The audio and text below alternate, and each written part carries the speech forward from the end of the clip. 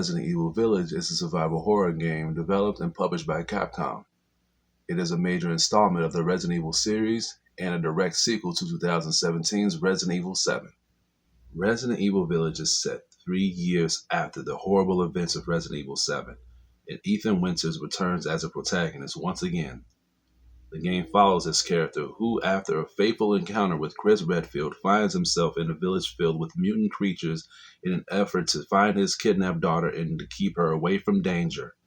Now, Resident Evil has been out for the past, since for a very long time, ever since the early 90s. And to be fair, I haven't really played all the Resident Evil games. The first one I've literally played was Resident Evil 4. And the reason behind that is because I've seen the gameplays of Resident Evil 1, 2, and 3. Not the new ones, but the originals. No confusion. And I did not like the way how the game mechanics was. I mean, the games did look pretty scary. It really did. But I just did not like the whole clunky elements of how to control your character. With Resident Evil 4, they did not just change the way how you can control your character, but I like the fact where they changed the whole thing. They changed the story elements to it because it wasn't just about the virus. It all started off where you play as a main character trying to find the president's kidnapped daughter. And so on through the whole game, you find out that it was also connected to the virus. Resident Evil, the franchise and the producers, they don't just want to appeal to the old, people who follow the franchises of Resident Evil and keep them up to speed. They kind of want to appeal to the new ones too coming in. So that's why when each Resident Evil game came out, they try to release different elements of the game so they could get more people into the table, so they can appeal to more people, to increase their fan base. They succeeded and they failed sometimes too. Same thing with Resident Evil 6. Resident Evil 6 was one of the worst Resident Evil games to be released because the horror elements was completely gone. It was more of an action game, and I guess they learned from that because when Resident Evil 7 came out, it did not just release a horror aspect of the game and made us on the edge of our seat, but they even gave us a first-person perspective in the game as well, and I loved it a lot because let's just be honest. If Silent Hill's PT was no longer going to do it, hell, might as well let Resident Evil take that narrative. And as playing Resident Evil 7, I was hooked. I loved it a lot. I like the fact that it wasn't just a horror game. It kind of triggered so many side effects to you as well when it comes to being claustrophobic, when it comes to being grossed out, and when it came to having a hard time getting away from your enemies. For those who play Resident Evil 7, you know exactly what I'm talking about. It was hard to get away from the Baker family, especially the husband. He would literally break the fourth wall when it comes to you having the upper hand. You ran this guy over with a car. He was still alive. You shot him so many times. He would get up over time and he would try to still chase you. Even if you ran away from him, he would still find a way to catch up with you. And I loved that because it was very realistic and it made the game more engaging. Now with Resident Evil Village, now for those who played the game and for those who are gonna play it, for a horror aspect and for an aspect if you want to play it just so you can try to find elements of being attached to the whole big Lady Dinestru, or I don't know how to say her name. Please forgive me.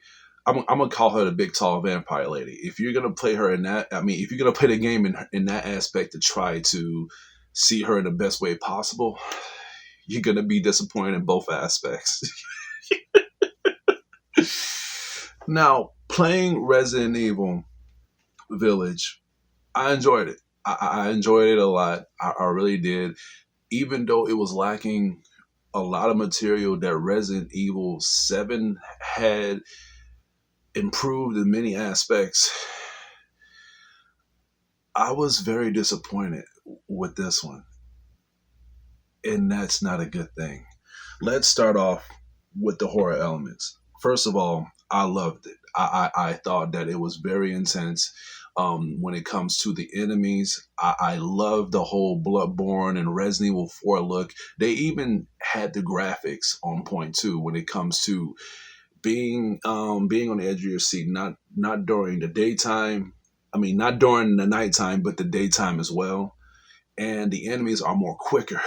They're more quicker and they're more agile. So you have to think very fast of how to interact with these enemies. And I thought that was a pretty good encounter because on Resident Evil 7, it was lacking enemies. It was lacking enemies badly. And that needed to be improved. Even though the horror elements on Resident Evil 7 was a lot better than Resident Evil Village, but I felt like there should have been more potential when it comes to the spawnage of the enemies and what enemies was being thrown at us.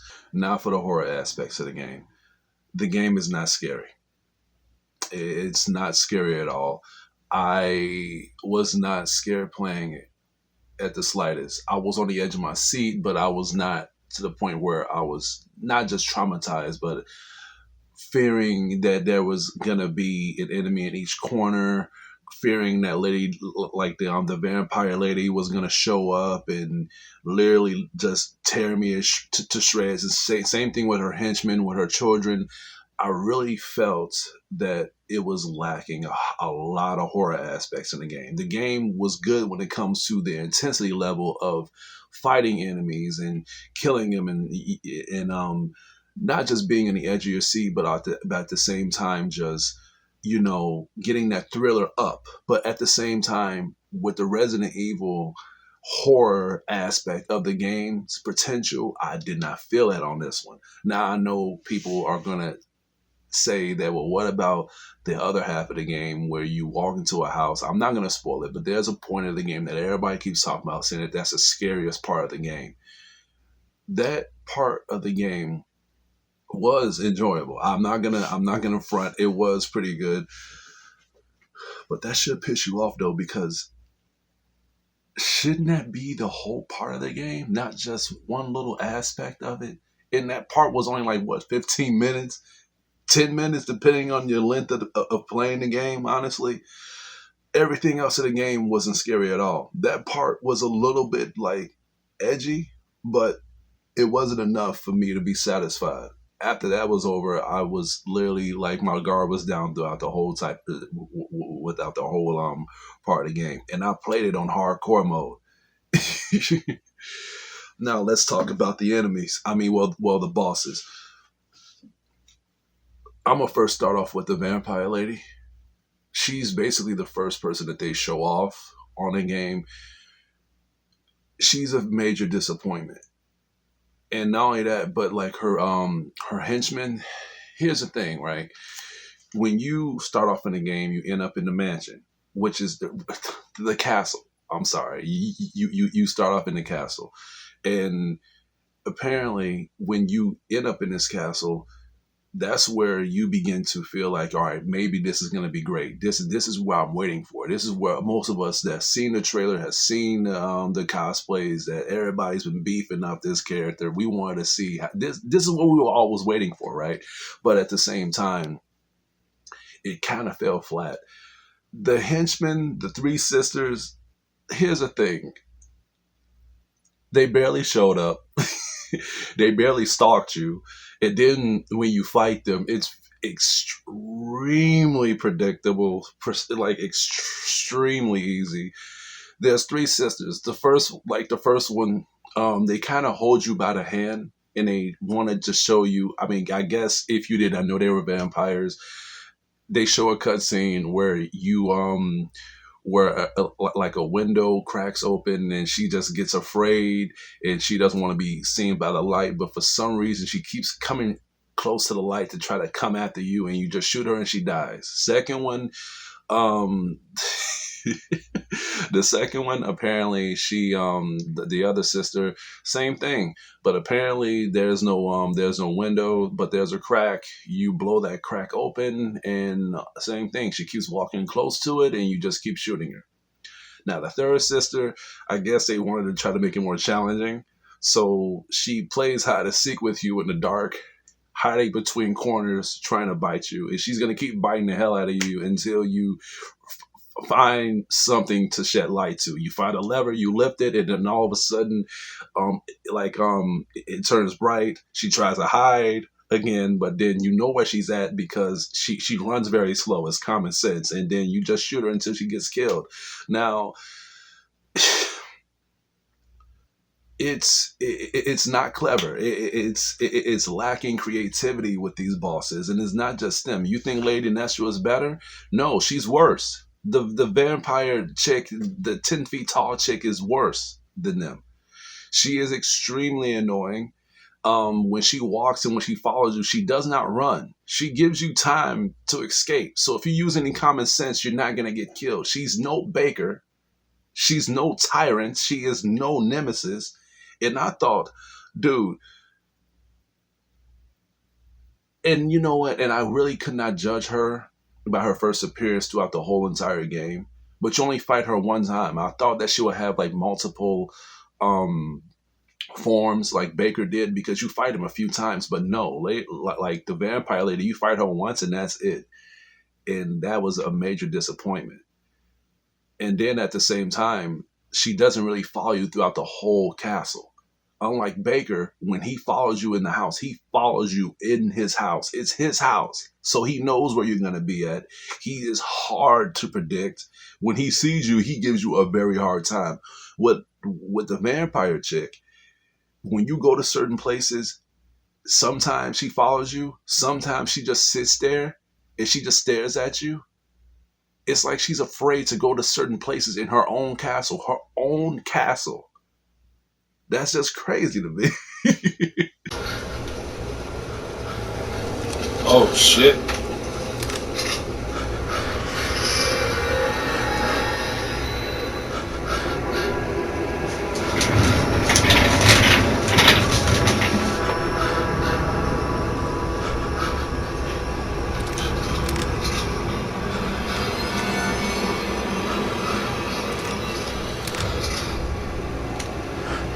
E.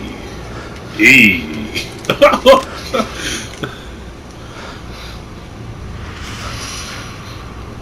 E.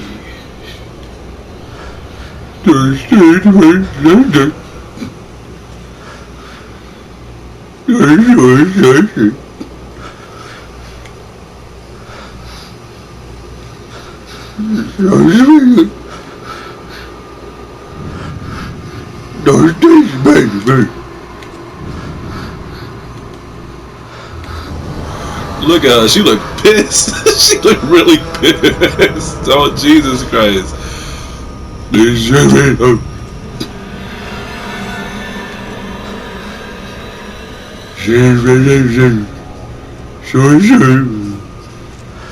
She just gonna sit there all day. I need to get through that door. But she ain't gonna let me go past her, is she? Fuck.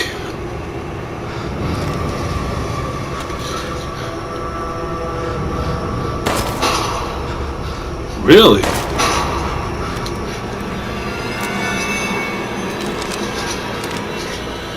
Wanna play Monster Hunter?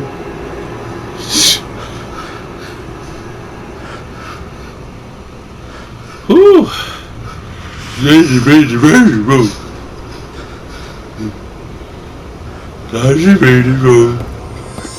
Oh. You see?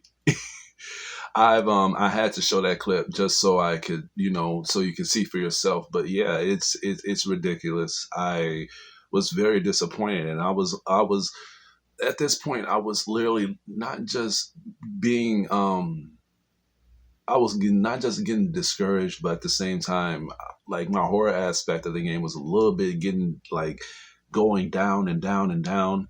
And then after I defeated her, which she was the first main enemy, it was only the first half of the game. But by her being the major aspect of the, like, they kept showing her throughout the trailers and stuff. They showed her more than any other bosses of the game.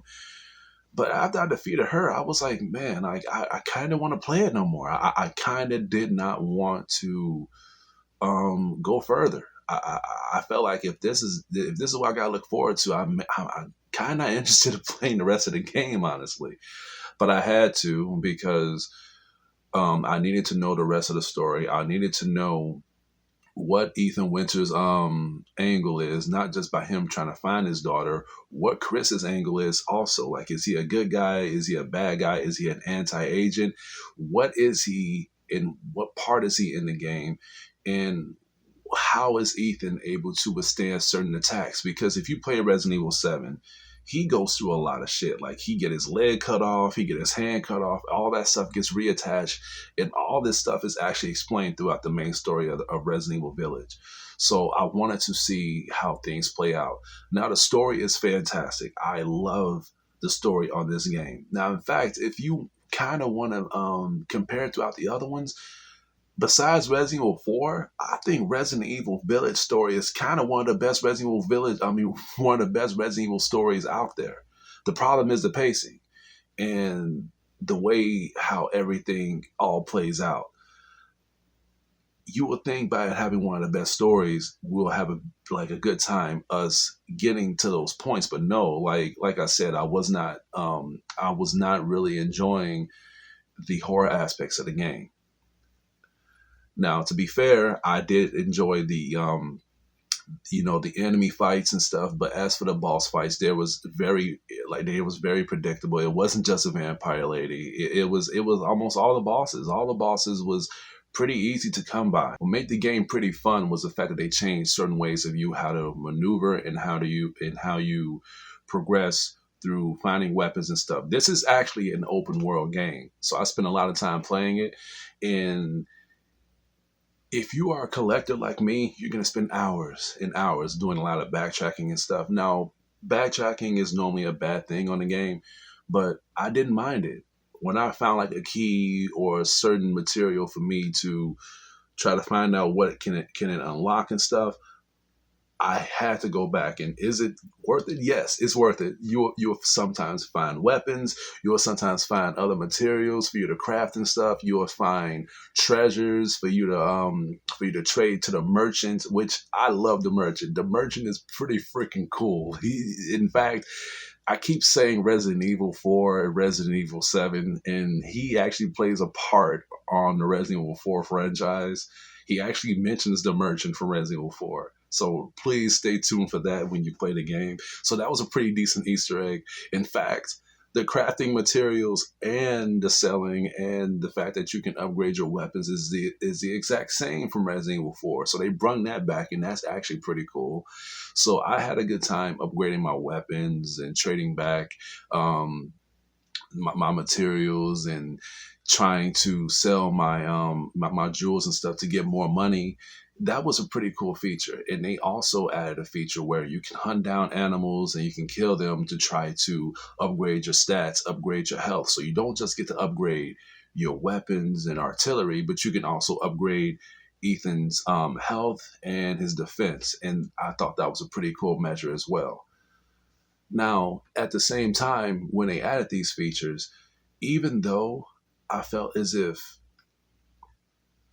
the game wasn't going to be as scary as I expected, you might as well just bring back the elements of what made the game enjoyable when it comes to not quick time events, but having ways for you to defeat the enemies. Like Resident Evil 4, when you get to do the suplex, when you get to do so, like when you stun an enemy and when you get to get close to them, you get to press a button and then you get to do an execution style move to kill the enemies. With Resident Evil Village, you don't do that. You don't do that at all. You stun the enemies, but you just shoot them until they're dead. So I was like, you know what? Why not have that feature? The game is not scary, so you kind of fucked that up. So let us have a good time killing the enemies in the best shape form possible. The horror elements is gone because I kind of feel like the way how y'all was pushing a vampire chick, the lack of scare material, and from what I've seen, you get to unlock this not spatula, but it's like a whip thing that you get to slap the vampire lady from behind and stuff. I can see that making the game scary was very secondary to you guys. I can tell that y'all wasn't really thinking about trying to make the game scary. Y'all was trying to appeal the game in a whole nother aspect, and that should not be in a Resident Evil game, in my opinion. So I kind of feel like if you're gonna go that way, then let us get the feature to us, getting like doing the executions on the enemies. I mean, for Christ's sakes, we get to play as Chris Redfield later in the game. And Chris Redfield, he is good with executions. He is good at brutalizing enemies. They had that feature of Resident Evil 7 when you get to play as him, when you get to go close to enemies, you get to knock them out. But on this one, you can't do that for some reason. Even on Mercenaries, after you beat the game, they brung Mercenaries back, which is very freaking good. I was spending so much hours playing Mercenaries and listening to Death Grips at the same time. I recommend you listen to Death Grips and playing Resident Evil Village, just so you can get the matching sensation of just killing the hell out of enemies. But the executions is not there. Now, I know people are going to say and compare it to say that, well, it's a first person game. They can't really do that. That's bullshit, bullshit, bullshit. If Mirror's Edge can do it, if the Call of Duty games can do it, if Resident Evil 7 can do it, there's no excuse to them not doing it on here. They can definitely pull this off, and especially since Ethan Winters is one of the main new protagonists. We can't see his face, so we might as well have a different featurette of how this guy can kill enemies. This game takes place 3 years after Resident Evil 7. So I feel like they even explain it too. He's been having combat training. So where is the combat mechanics on Ethan Winters? Besides him just shooting weapons. Come on now. And then another letdown with Mercenaries is the fact that you don't have they don't really have characters for you to choose from. Unlike Resident Evil 5 and Resident Evil 4, you get to choose variety of characters like Leon, Ada Wong, Wesker, Krauser. On Resident Evil 5, you get to choose Chris, Sheva, Jill Valentine, Rebecca Chambers, which is one of my favorite characters, Wesker, Josh, which is also one of my favorite characters. You have so many characters to choose from. So I kind of felt like with Resident Evil Village, they might have that in the future, but I'm judging the game for its current appearance right now. So it's a good thing that they put Mercenaries back to fill into that package of us enjoying the game. But I felt like it was lacking certain material featurettes of us coming back to the Mercenary franchise. So on overall, Resident Evil Village, it's a good game. It's a good game. I enjoyed it a lot. I really did. I don't want people to think that I did not like it. I liked it, but for what I was expecting, especially playing Resident Evil 7, I was disappointed when it comes to. I was not scared playing it. I was engaged, but I was not at the point where I was really horrified like I was on Resident Evil. Resident Evil 7. The main enemies, very predictable, very easy to kill, no tactical maneuvers at all to try to kill the enemies. It's not clever. The main enemy, well, the main boss, she wasn't bad, but at the same time, I felt like it could have been better. It could have been more. It could have been more creative. I love the design. I love the detail to the character, but I felt like for a final boss, because every Resident Evil game had an element to how to attack an enemy. Either you shoot them in the back if the front is not working, or you have to shoot certain things to numb down the enemy's defenses. But I felt like this one was a little rushed when it comes to the creativity of the detail of fighting the enemies. I mean, for Christ's sakes, again, the vampire chick's henchmen, they were so easy to kill. And then the main one, she didn't have multiple forms, but just had one. It was insulting. It was insulting, and she was easy to defeat. And I thought the main enemy, the main boss in the first Little Nightmares was easy. I thought she was bad. No. compared to Resident Evil Village, boss, no. I take back everything I said. But you should still play it. I'm going to have to give Resident Evil Village, which is Resident Evil 8, a B-.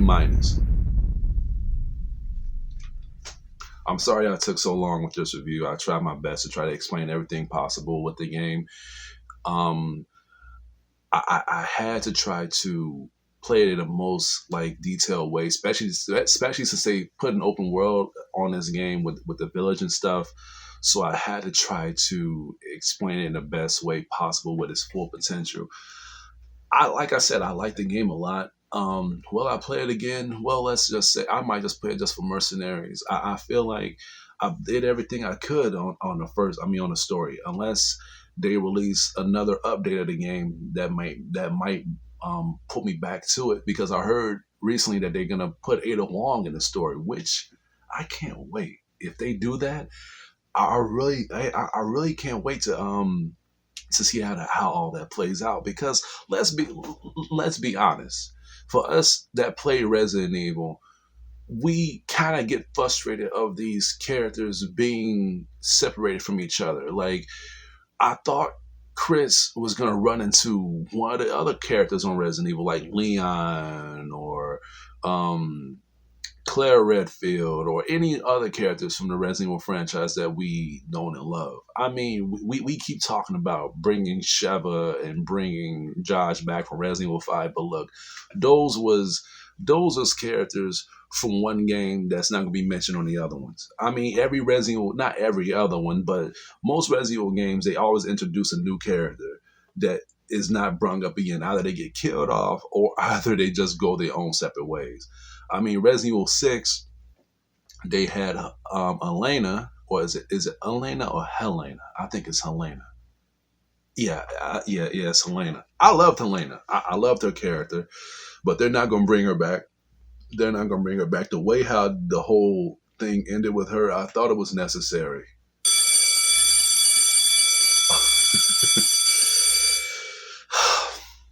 I guess that's it for now.